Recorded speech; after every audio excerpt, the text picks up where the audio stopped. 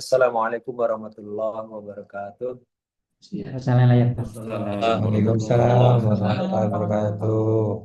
Alhamdulillah, alhamdulillahilladzi arsala rasulahu bil huda wa dinil haqq liyudhhirahu ala dini kullihi wa kafa billahi syahida. Asyhadu an la ilaha illallah wahdahu la syarikalah wa asyhadu anna Muhammadan abduhu wa rasuluh la nabiyya ba'dah. Allahumma salli ala sayyidina Muhammadin wa ala alihi wa sahbihi wasallam. Alhamdulillah, saya tambah.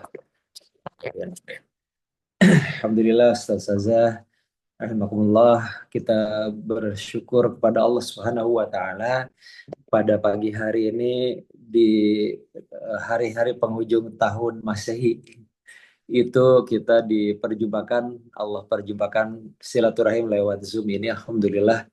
Dan ini hanya atas izin Allah, maka kita sepantasnya senantiasa bersyukur pada Allah Subhanahu wa taala atas semua nikmat yang kita dapatkan dan pasti akan kita dapatkan terus.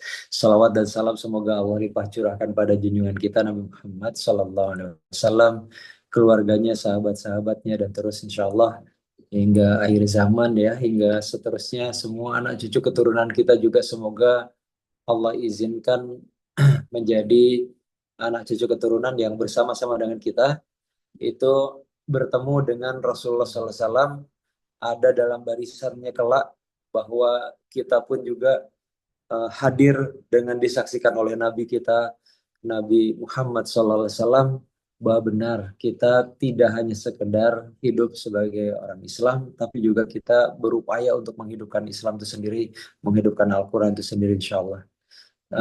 Ini materinya tentang bagaimana kita tetap bersemangat dan menjadikan Quran sebagai pegangan.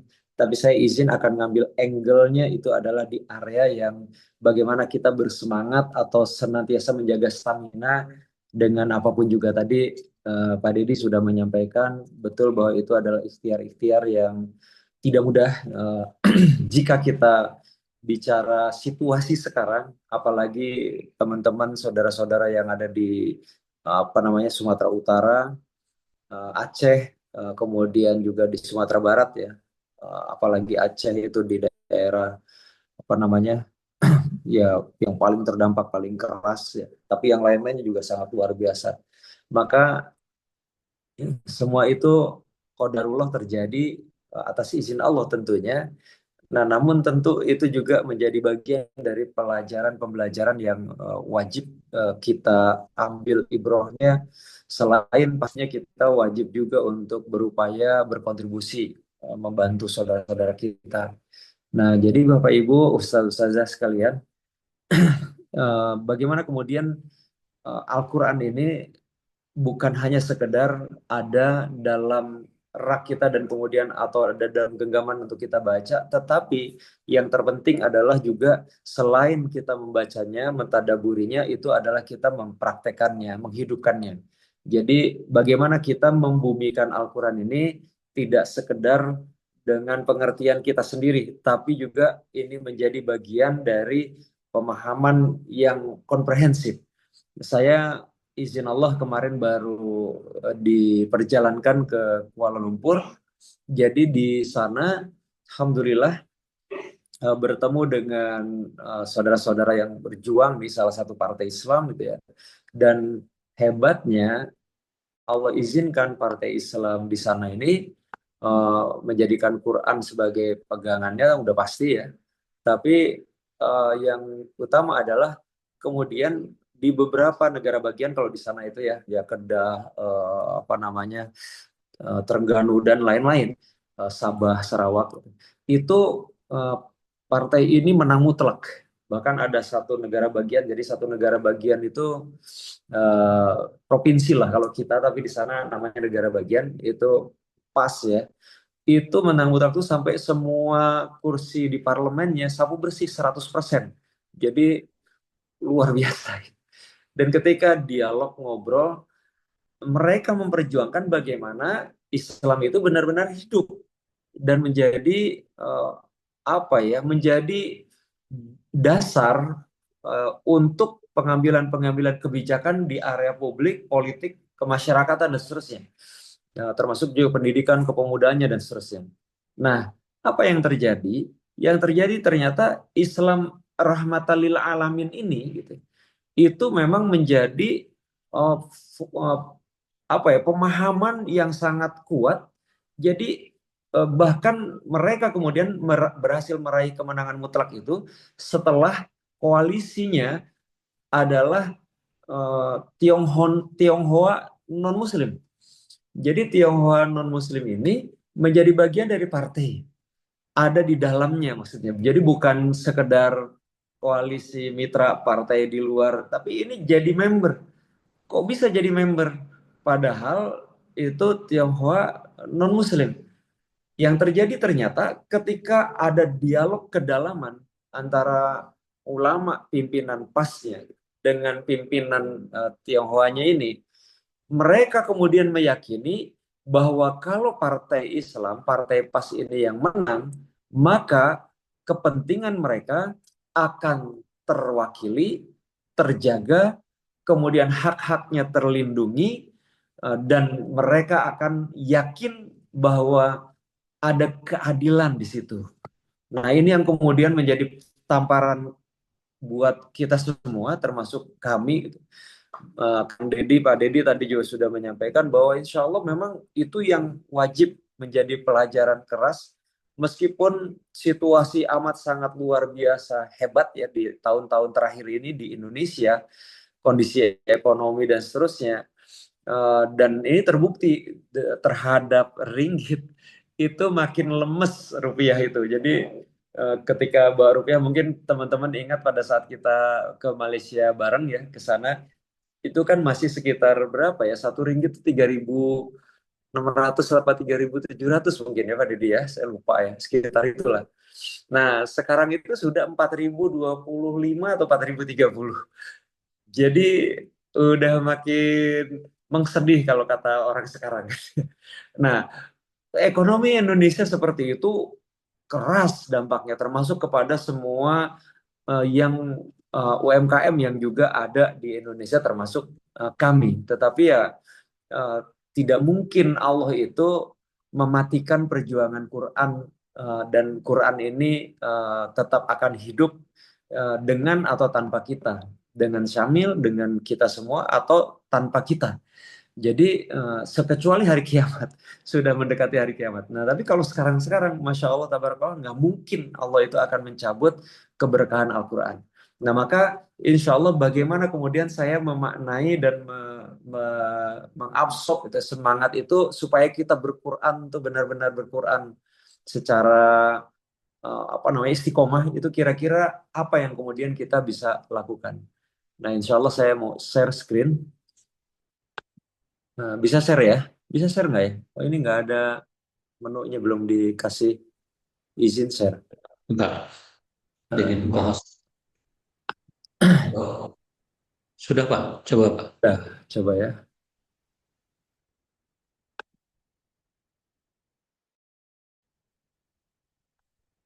Belum ya?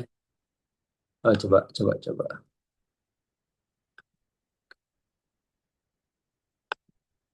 Belum bisa.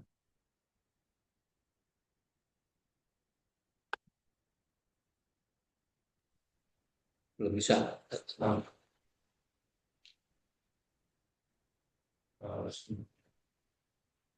Tadi screen-nya udah muncul Pak, tapi bukan filenya.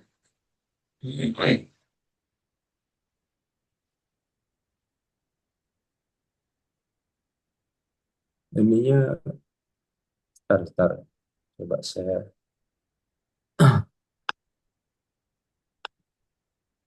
Sudah Pak. Sudah muncul? Sudah muncul. Baik. Menembus batasnya. Ya.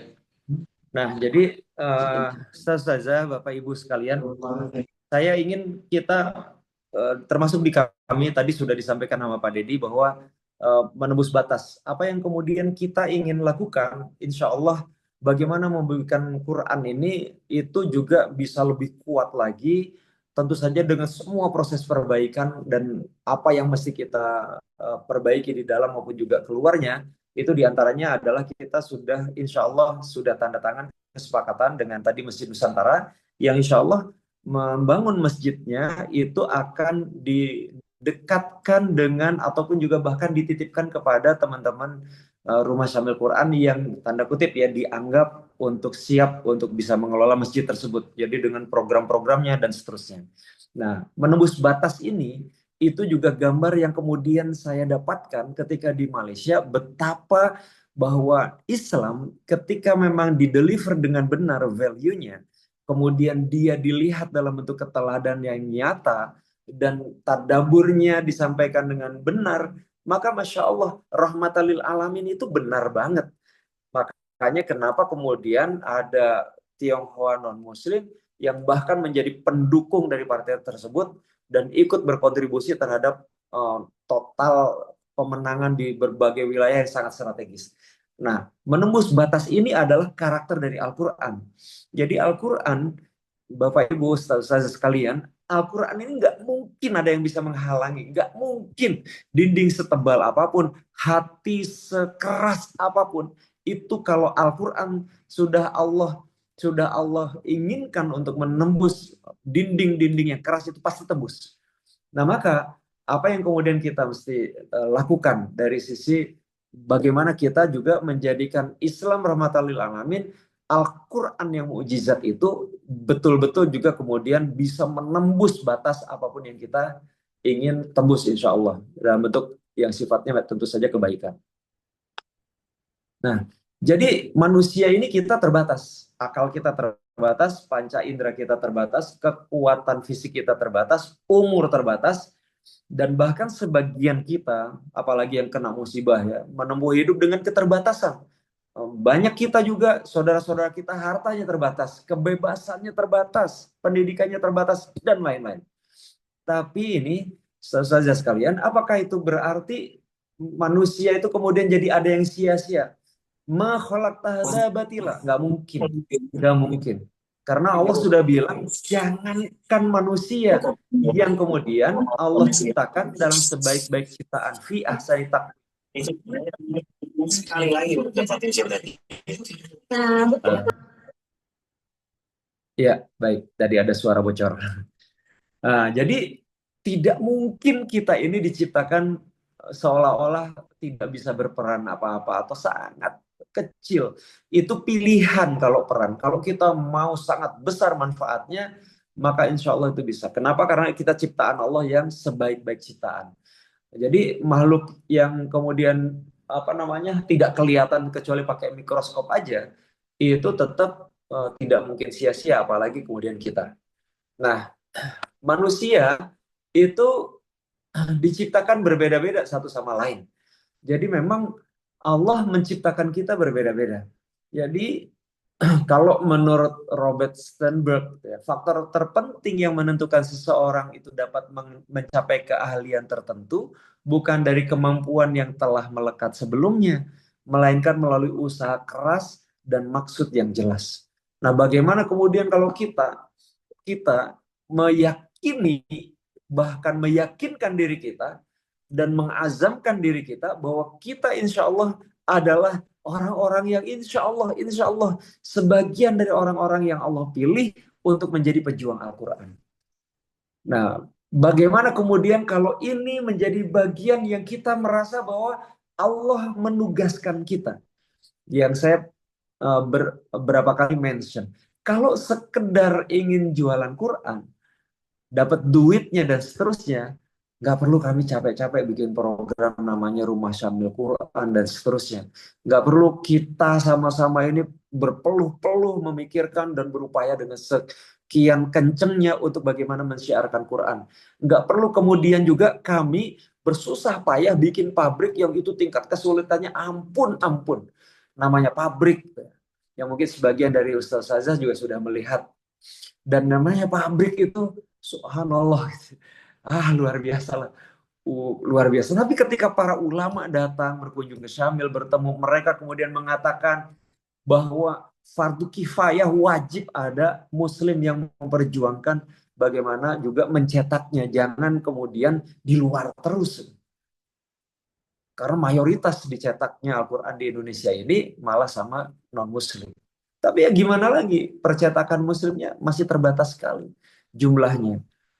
Dan bedanya dengan Malaysia, Ustaz saja sudah paham juga, kalau di sana percetakan yang boleh mencetak Al-Quran wajib dapat sertifikat dari Jakim, dari Kementerian Agama, dan seterusnya. Ada dua lembaga gitu ya, itu, dan dari Menteri Dalam Negeri. Jadi mesti dari dua lembaga itu, KDN dan Jakim, itu mengeluarkan sertifikat boleh mencetak Quran. Jadi percetakan ketika mau mencetak Quran harus daftar dulu, dan ketika dapat ijazah atau sertifikatnya dari dua lembaga itu baru boleh cetak.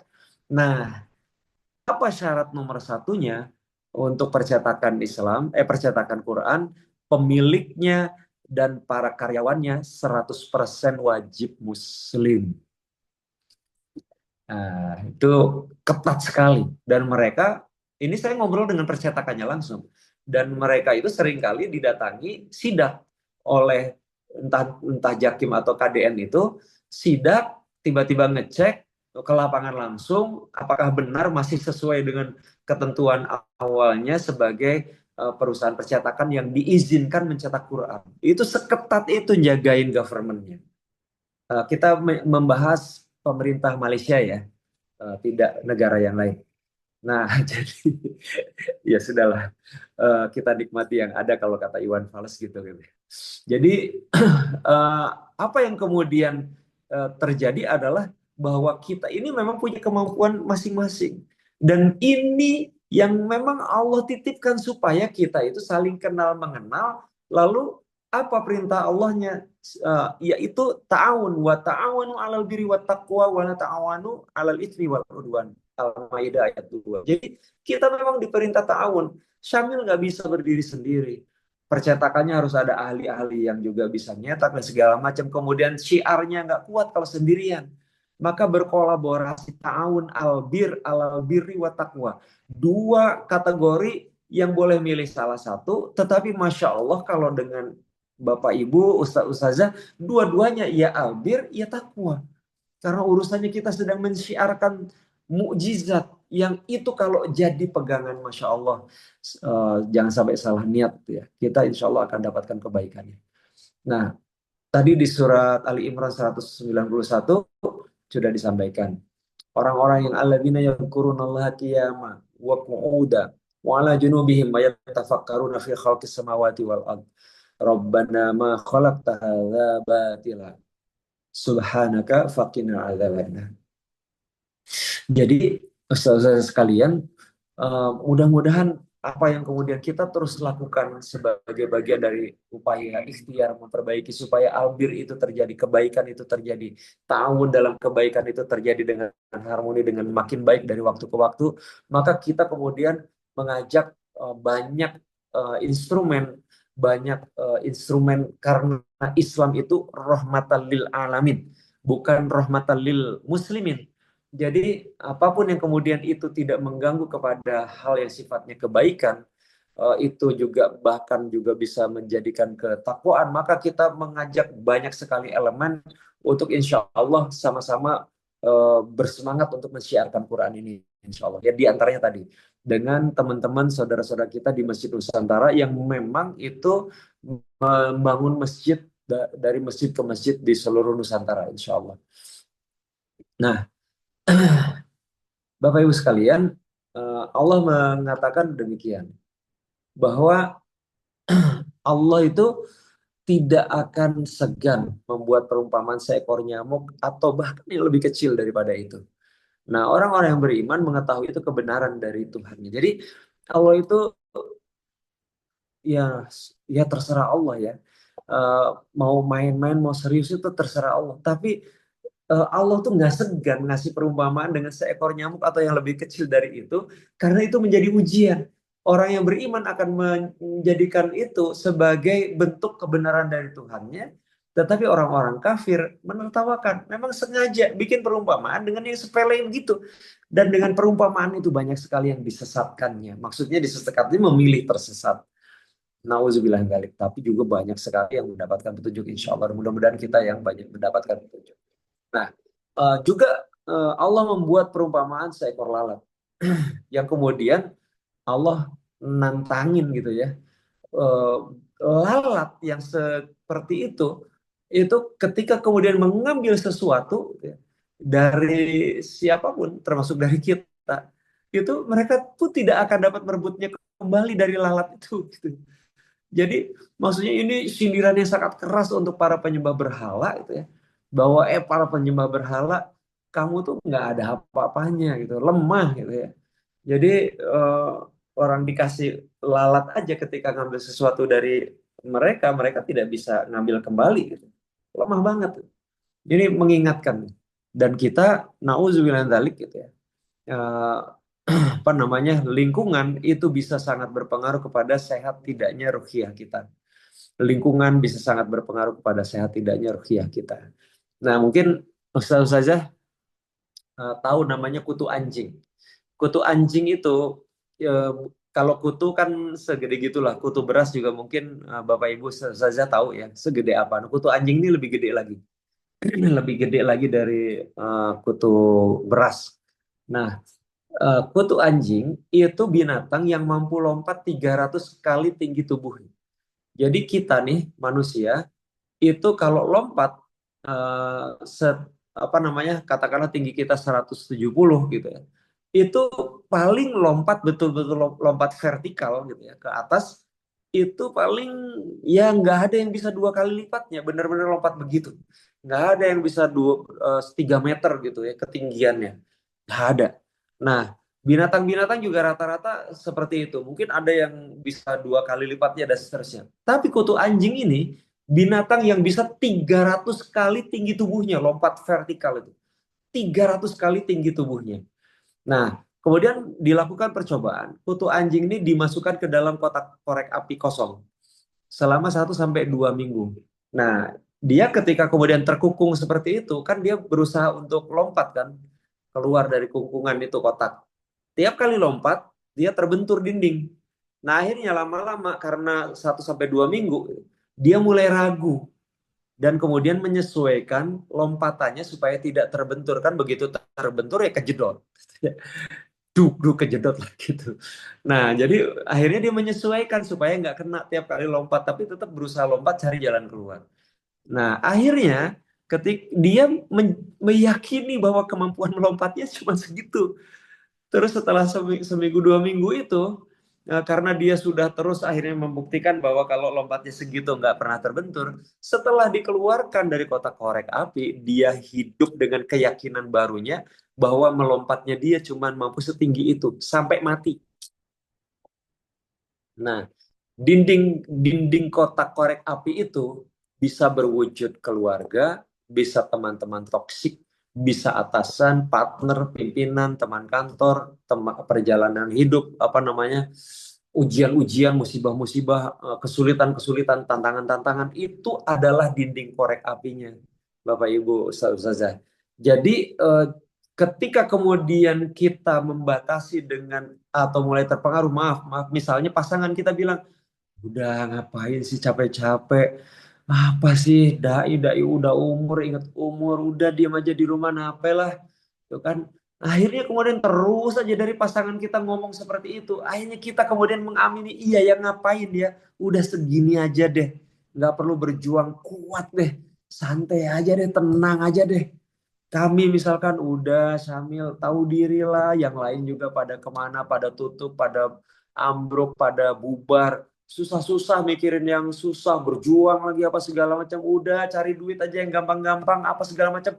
Itu kalau kemudian diamini, itu semua adalah dinding korek api yang kemudian bisa merubah, mengganggu, gitu ya, menggeser, membelokkan, bahkan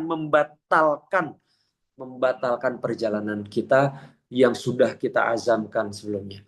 Halangan-halangan, rintangan itu sudah pasti, tetapi itu adalah sesuatu yang harus kita dobrak, insya Allah itu ya. Kenapa?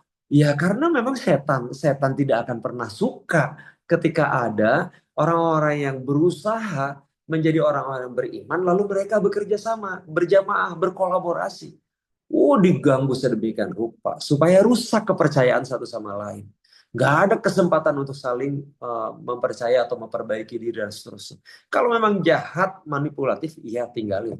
Tapi ketika itu menjadi sesuatu yang sifatnya adalah proses, Maka proses itu adalah sesuatu yang harus didobrak supaya setan itu juga memang kalah gitu, menyerah. Nauzubillah min dzalik, jangan sampai justru kitanya yang menyerah.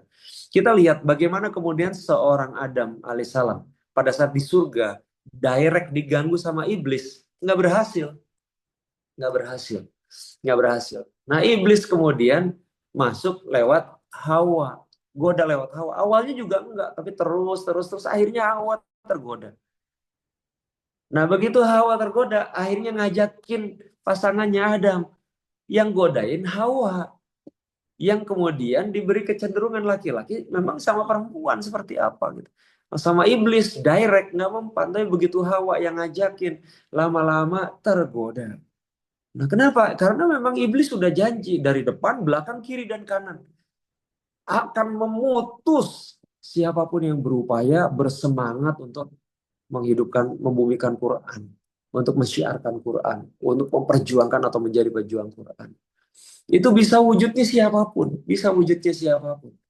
Meragukan kita dan membuat kita lemes siapapun. Bahkan meragukan keyakinan mental kita gitu.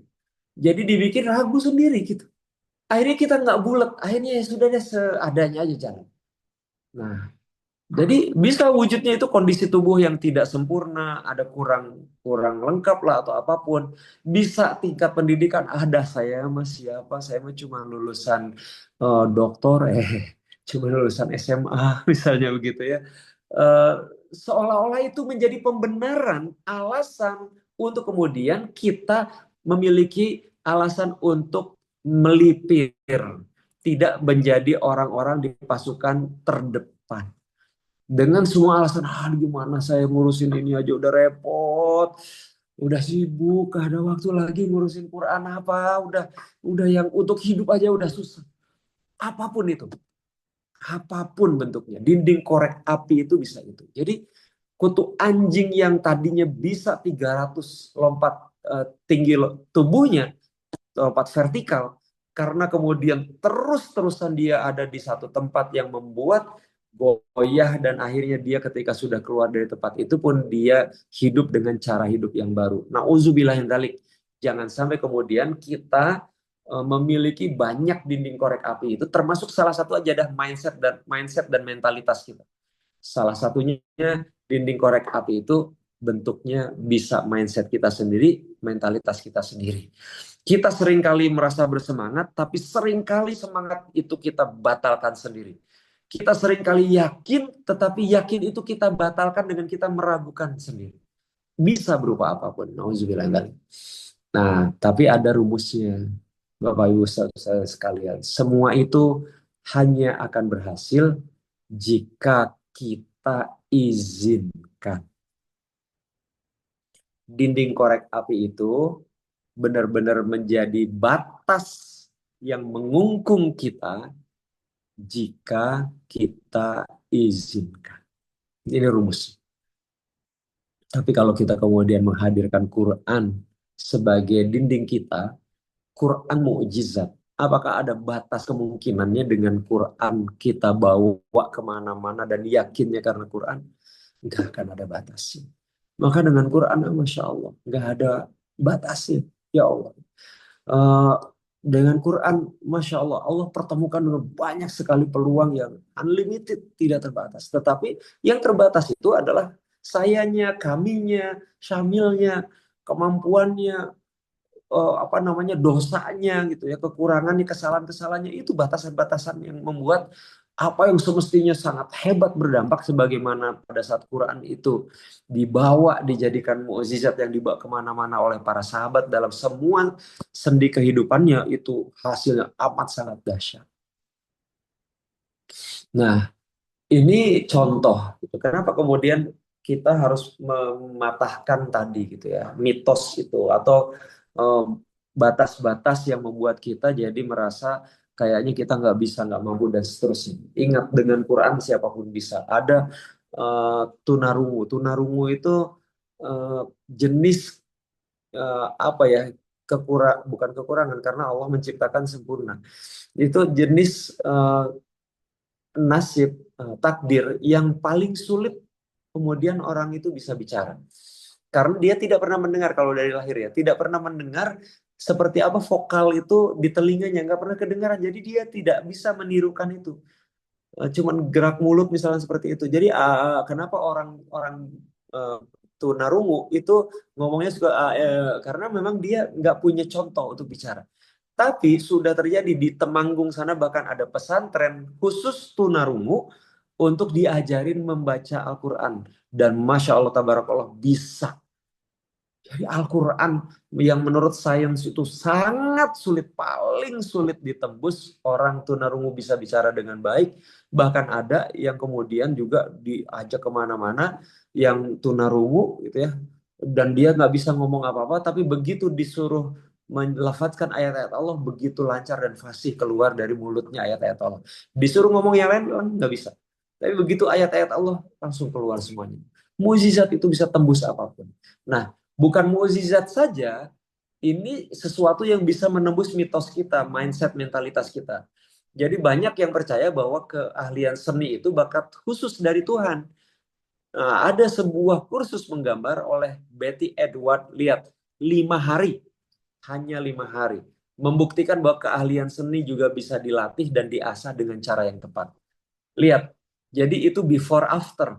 Jadi ada peserta yang before-nya itu kayak yang kiri atas tuh. Kayak apa ya itu ya, kayak genderuwo suruh gambar orang. Nah, hasilnya kayak gitu. Tapi setelah 5 hari lihat di kanannya, ya. Terus yang kanan atas, kalau kita jarum jam ya, itu seperti itu gambar peserta yang lain. Afternya tuh lebih baik. Kanan bawah begitu, kiri bawah juga begitu. Artinya apa? Ketika belajar dengan tepat oleh guru yang tepat, cuma 5 hari bisa keahlian seni itu dilatih dan diasah dengan cara yang tepat. Hasilnya sangat menakjubkan untuk kondisi yang before-nya kayak gini gitu ya. Nah, ada orang yang memang sudah talented, bakat tuh, itu nggak belajar, nggak diajarin juga, udah hebat. Ini yang modalnya kayak gitu. Nah, kenapa tadi juga Pak Deddy menyatakan bahwa akan ada Syamil Academy dan seterusnya, itu insya Allah bagian dari proses untuk mengasah juga nantinya mindset, mentality juga, dan skill itu juga insya Allah bisa, mudah-mudahan Allah izinkan berjalan dengan baik mulai 2026 nanti ya awal ya, atau Pak Deddy lah nanti mengumumkan. Nah, seorang neuroanatomis ya, Dr. Gilbert T. Taylor, dia bilang ada 90 seconds. Jadi 90 seconds, 90 second rule yang menjelaskan bahwa, nah bahasa Indonesianya aja ya. Jadi siklus hidup fisiologis dari proses kimiawi emosi dalam tubuh itu cuma 90 detik. Jadi jika emosi bertahan lebih lama dari itu, maka itu disebabkan oleh orang tersebut secara sadar atau tidak sadar memilih untuk tetap dalam lingkaran emosi tersebut dengan memikirkan pikiran-pikiran yang merangsang kembali respon kimiawinya. Jadi ada kata kuncinya itu karena memilih, sadar tidak sadar memilih. Jadi maksudnya 90 ini urusan mental. 90 detik ini menjelaskan bahwa respon emosi dalam tubuh kita tuh siklus hidupnya sebenarnya singkat, cuma 90 detik aja. Ini secara sains ya, neuroanatomis. Pikiran yang merangsang kembali respon kimiawi itu berarti bahwa jika kita terus memikirkan pikiran yang sama, memicu emosi tersebut, maka respon kimiawi di tubuh kita memang terus berlanjut. Jadi emosi itu terus bertahan lebih lama. Jadi bisa jadi sudah 10 tahun yang lalu, tapi karena kita memikirkan ulang, keselnya muncul lagi ketika ingat peristiwa-peristiwa yang menyakitkan, maka itu terus-terusan ada. Tapi kalau kita sebenarnya memilih untuk tidak, itu cukup 90 detik saja, sejenak. Nah, makanya kalau di Islam itu tuntunannya lagi berdiri, duduk berbaring, atau kemudian ambil wudhu, kalau masih nggak mempan lagi, itu sholat 2 rakaat setelah ambil wudhu. Itu pasti hilang. Kenapa? Karena dia melewati proses yang waktunya lebih dari 90 detik, dan langsung bahkan obatnya dihubungkan dengan Allah Subhanahu wa Ta'ala. Apalagi habis sholat tambah baca Quran. Ah sudahlah, selesai insya Allah. Selesai insya Allah. Tapi kalau memilih bapernya lama, sedihnya lama, dan seterusnya. Nah, maksudnya apa? Maksudnya ada hal-hal yang menjadi kuncian di tubuh kita, bisa jadi itu kuncian yang dulu kita memang izinkan mengunci diri kita. Respon-respon yang entah itu dari pola asuh kah, dari siapapun itu, yang dulu kemudian kita hadirkan menjadi alasan mengungkung bahwa kita itu sebenarnya mampu unlimited, apalagi kemudian kita bawa Quran. Tapi kita sendiri yang membatasi itu. Nah, maka ayo bawa Quran gitu. Karena Quran ini akan menjadi tameng ketika ada yang datang itu mau gempur. Tameng ini yang pertama kali menghadapi gempuran-gempuran keras itu. Sehingga kalaupun tembus tuh kayak meteor yang menyerang bumi, sudah ada lapis atmosfer dan segala macam. Kalaupun tembus tuh udah sisa-sisa yang kecil aja. Nah, ini yang itu kita jadikan meteor apa atmosfer itu ya sholat kita, ya Quran kita, ya azam kita dan berjamaahnya kita. Karena kalau sendirian gampang banget digodain, gampang banget geser, hilang dari peredaran. Nah, nah jadi ini tips gitu ya. Eh, jadi tadi ya 90 detik. Kalau ada yang mengganggu apapun itu kita tenang, diam. Kalau berdiri duduklah, duduk berbaringlah, tarik napas dalam-dalam beberapa kali gitu ya.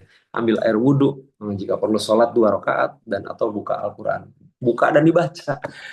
Buka udah ya, tutup lagi taruh.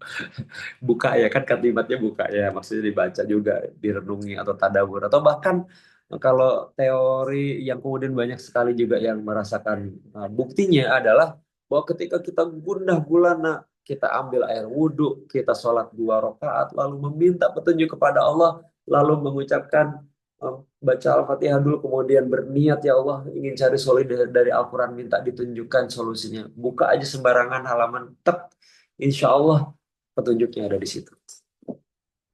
Jalan keluarnya ada di situ. Nah, maka fokuslah kita untuk mengganti, memperbaiki pola pikir untuk tidak mengizinkan, untuk tidak mengizinkan siapapun merusak hakikat. Mengapa atau untuk apa Allah itu menciptakan kita manusia?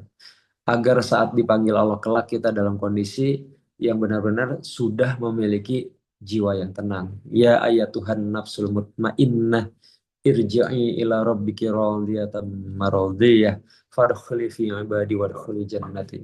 Ini panggilan yang Masya Allah. Allah pencipta, kita ini budak, kita ini hamba. Tetapi ketika kemudian kita mengupayakan untuk memiliki jiwa yang tenang, Allah itu memanggil mereka yang memiliki jiwa yang tenang itu dengan panggilan yang luar biasa indahnya. Ya ayyatuhan nafsul mutmainnah, wahai pemilik jiwa yang tenang. Sini-sini, masuklah engkau ke dalam surga dengan ridhoku. Masya Allah, indah sekali gitu ya. Indah sekali. Nah, maka sabarlah kita, syukurlah kita, dan fokus pada tujuan hidup karena Allah, bersama Allah, dan untuk Allah. Tujuan hidup kita adalah karena Allah, bersama Allah, dan untuk Allah. Al-Quran yang kita perjuangkan itu, Al-Quran yang kita hadirkan untuk membersama hidup kita itu adalah rahmatan lil alamin. Jadi ketika kita bicara rahmatan lil alamin, maka kita sedang bicara area yang amat sangat besar dan luas. Karena lil alamin, bukan lil RT atau lil muslimin saja sedikit ya di sekitar kecamatan Instagram, tapi lil alamin. Maka insya Allah ketika kita bicara begitu, kita meyakini begitu, mau dari titik manapun, Bapak Ibu Ustaz Ustazah, dari titik manapun posisi lokasi Bapak Ibu Ustaz Ustazah, maka hakikatnya dengan izin Allah, dengan ikhtiar doa yang dilakukan kita bersama Bapak Ibu sendiri, Ustaz Ustazah sendiri, itu jangkauan dari program yang Ustaz Ustazah upayakan, perjuangkan, sebarkan, syiarkan dengan karena Allah, bersama Allah, dan untuk Allah gitu ya. Maka mukjizat itu tidak akan ada batasan, tembus kemanapun, meskipun titiknya itu ada di daerah mana, di kampung mana, di pelosok mana, di pinggiran mana, nggak ada urusan, karena Quran itu akan menembus batas, karena Allah itu tidak akan ada yang bisa membatasi, insya Allah. Nah, maka milikilah pola pikir yang benar, tafkir sahih. Pola pikir yang benar ini, pola pikir yang tidak hanya bentuknya casing, tekstual aja. Pola pikir yang juga kita bisa melihatnya adalah substansial dan kontekstual. melihatnya jauh ke depan, melampaui batas-batas kefanaan sebagaimana karakter Al-Quran. Melampaui batas-batas kefanaan. Al-Quran itu abadi. Al-Quran itu Allah Subhanahu wa taala. Al-Quran itu kalamullah, mukjizat Allah Subhanahu wa taala. Abadi, tidak ada yang bisa membatalkan Al-Quran kecuali Allah saja. Jadi melihat jauh ke depan melampaui batas-batas kefanaan sebagai pembuktian menuju hakikat terbesar hidup ini, yaitu menjadikan Allah Azza wa Jalla sebagai satu-satunya ilah dan membantu mensiarkan supaya banyak saudara-saudara kita juga balik ke substansi ini. Nah, maka ada mantra santri ya. Mantra santri itu kan kita kenal banget, manjadda wajada. Manjadda wajada. Oh, ini populer banget apalagi waktu film Negeri Lima Menara. Wah, ini kalimat ini udah kayak semua seluruh Indonesia yang melihat film itu jadi kayak punya mantra yang sama dengan santri-santri Gontor yang mempopulerkan di film itu kan santri Gontor ya. Manjadda wajada. Ternyata secara sains, secara ilmiah, orang-orang Barat juga mengatakan hal yang sama gitu ya. Jack Canfield misalkan.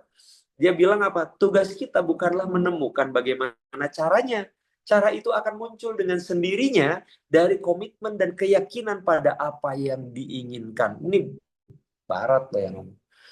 Kemudian Michael Bernard Beckwith, saya nggak tahu bacanya benar atau enggak. Apa kata dia? Sekarang perasaan dan penglihatan dalam benak itu akan mulai menjadi pintu terbuka yang melaluinya daya semesta akan mewujudkannya. Kita Al-Quran sudah dari kapan kita baca walladzina jahadu fina lanahdiyannahum subulan. Innamal a'malu binniyat. Itu semua sudah hatam. Tapi kita lebih percaya dan lebih senang membaca buku-buku The Secret karena ilmiah. Karena kita hanya senang ketika sudah masuk akal, masuk otak kita. Padahal Allah membuka orang-orang yang akan selamat dan berhasil itu justru nomor satunya orang beriman tuh kriterianya adalah yang percaya kepada yang gaib. Di Al-Baqarah awal ya. Nah, kenapa semua hidup kita ya, itu karena memang kita diminta begitu. Qul inna sholati wa nusuki wa mahyaya wa mamati lillahi rabbil alamin. Katakanlah wahai Muhammad supaya mengatakan kepada kita sesungguhnya sholatku, ibadahku, wa mahyaya hidupku. Apa hidup? Ya kita ini hidup nih, berinteraksi dengan orang, bermuamalah dan seterusnya hidup kita. Mensyiarkan Quran itu hidup kita. Dan matiku hanyalah untuk Allah Tuhan semesta alam. Alhamdulillah, Bapak Ibu Ustazah. Jadi stop share. Oke. Kira-kira itu materi yang bisa disampaikan. Bagaimana kemudian kita benar-benar menjadikan Al-Quran ini uh, terus menjadi bagian dari hidup kita. Jangan pernah berhenti menjadi bagian dari hidup kita. Akhir tahun ini kan cuma kalender hijriahnya, kalender masehinya. Hakikat kita itu sedang berjalan dari hari ke hari, dari detik ke detik, menit ke menit, jam ke jam, hari ke hari, minggu ke minggu. Jadi bulan ke bulan dan seterusnya. Jadi hakikatnya kita ini sedang melakukan faidza faragta fansab wa ila rabbika farghab. Jika kamu sudah selesai melakukan satu urusan, kerjakan urusan yang berikutnya.